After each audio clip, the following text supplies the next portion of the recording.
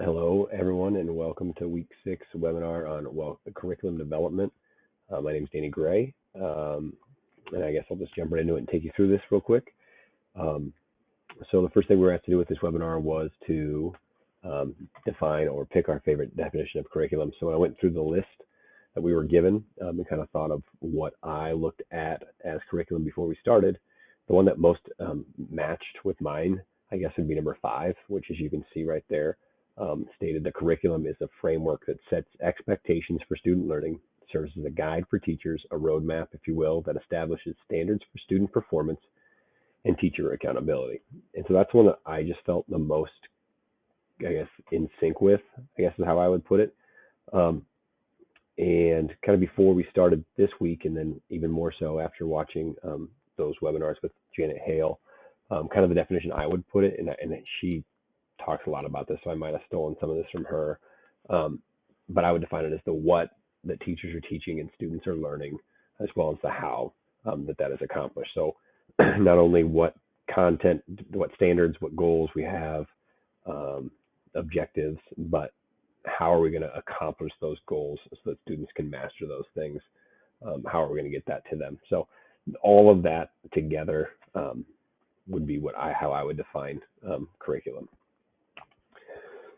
Excuse me, sorry, I'm getting over a cold, so bear with me here. Um, then the next thing we were asked to do was just compare and contrast spiraling and scope and sequence. To me, spiraling is kind of the idea of the curriculum kind of wrapping itself around throughout a student's entire career academically, from all the way from kindergarten to up through high school, where all the objectives and topics and content is going to be revisited over and over throughout their career. So we're going to start, teaching something, as young as kindergarten, first grade, but we're going to continue coming back to that and building on it. And so that would be spiraling, where we're just kind of really adding to the depth of knowledge every time we visit those ideas. Scope and sequence, on the other hand, scope and sequence is basically the idea that the scope is, what we're going to learn and how much we're going to learn about it. That's the scope, and then the sequence is what order are we going to do that in. So it's kind of the general idea. One thing, and I'll talk probably more about this as we go through this webinar, but one thing that I also took away from it this week was spiraling is really a big team effort. Like it's going to require everyone in the district to be on board, because all of those things are coming up over and over and over. Whereas scope and sequence, although yes, it can be a very broad picture across the entire district. Me as a high school science teacher, what am I going to teach in my science course freshman year? I'm not really concerned as much with what they're teaching in 7th grade. I kind of want an idea, but I don't need to know the nuts and bolts of it. Whereas spiraling seems like, you really have to have a bigger grasp of the whole picture. So, okay, so I'll jump into spiraling here now. Just kind of an idea of an example of spiraling. So again, like I said before, spiraling is the idea that one topic is continually, or multiple topics really, but every topic is continually revisited over and over and over throughout a student's career. And we're going to build on it every time. So, we'll start simple. Next time we bring that up, we'll review. Hey, we talked about this. We're gonna activate that prior knowledge, and then we're gonna build on it. We're gonna add to it, and that's gonna create a really really nice depth of knowledge about those topics. Um, so that's kind of the idea of spiraling. And then we were supposed to do an example. And bear with me, this picture is not the greatest, but I kind of drew this tornado, right? And you can see that it starts really broad up top, and then it's going to get really narrow at the bottom. And that's kind of the idea, right? We're going to start with a really broad idea of, hey, what is this? And then we're going to narrow it down. We're going to funnel it down as we continue spiraling back to it throughout their career.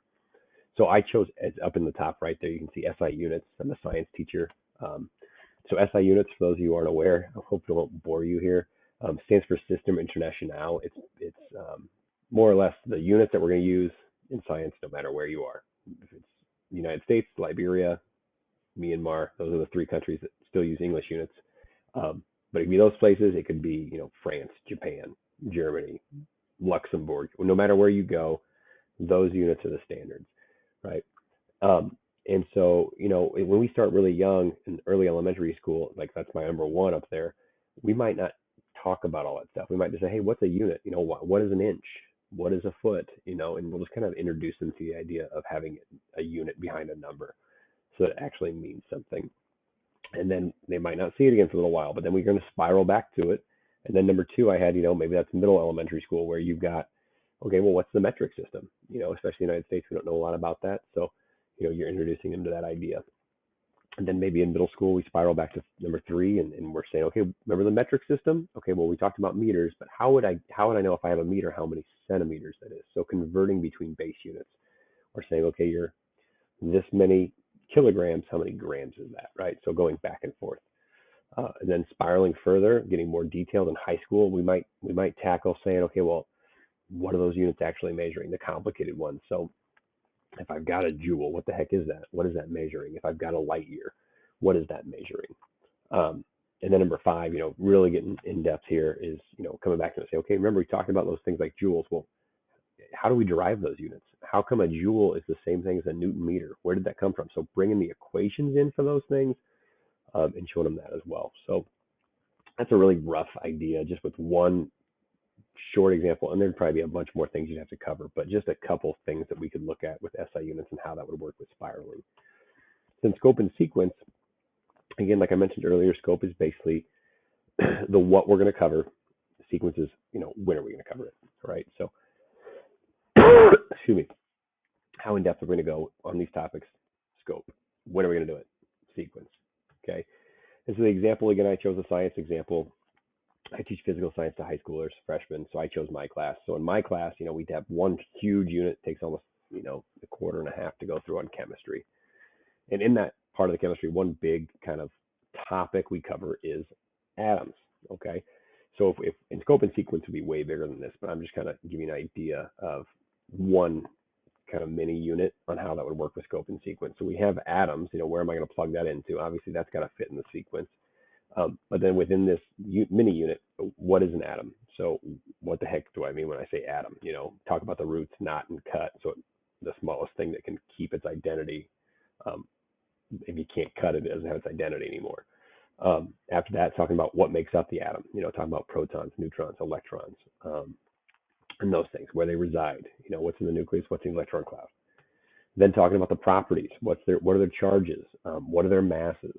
How does that affect the atom? Which brings us to our next part, which we could say, okay, well, if I alter those subatomic particles, what does that do to the atom, right? So we have these topics that we're going to cover, and it's showing you, I'm not going to get much deeper than that, but it's showing you exactly what we're going to cover within the atom and in what order. And then this would also be part of a bigger, like I said, broader sequence. And then from there, we can say, okay, well, where do we go from here?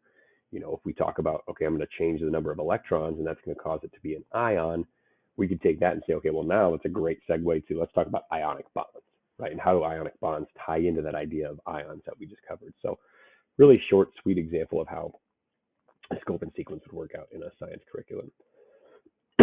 Excuse me, I'm sorry, guys. All right, so then the last thing we're supposed to do is do our preference. And there's some great parts to both of these. So, just with spiraling, some positives that I put on there. It's better at closing gaps, in my opinion. Now, this isn't based on anything but just in my opinion, it's good at closing those gaps. And I'll talk about why I'm a little biased towards that in just a second. But you're not going to have these gaps where it's like, well, you should have learned this in the previous class. So why didn't you learn it? And now I have to reteach it to you, and I'm not supposed to teach that. I'm teaching my stuff. So it's going to close those gaps so that doesn't happen as often. I think it's going to provide a greater depth of knowledge and mastery. And then the one drawback that I said is it does seem like it's a lot more effort required throughout an entire district. You have to get buy-in from everyone from top to bottom. So that's one drawback to that one. And it might not be your drawback, really. Teamwork is great. For scope and sequence, if you're a linear thinker and you like having that linear view, and for kids, a lot of them are, it's great for that. Here's what I'm doing today, here's what I'm doing tomorrow, here's what I'm doing next week, next month, etc. So it's more straightforward. However, the drawback to this one is I do feel that it would give you less connection between grades or classes. Right now, my class is a great connection to chemistry or to physics that they're going to take down the road. Well, with spiraling, that really is strong. Whereas with scope and sequence, it's there, but it's not as defined. So the one I picked was spiraling, and like I said, I'll explain my bias.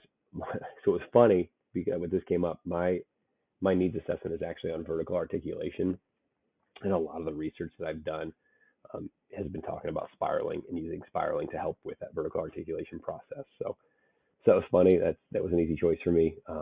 But so that's what I've got for the week. Looking forward to hearing your responses. Have a great week. Thanks for listening. Oh, One more. These are my resources, my references. All right. Thanks for listening. Sorry about the cold. Have a good day.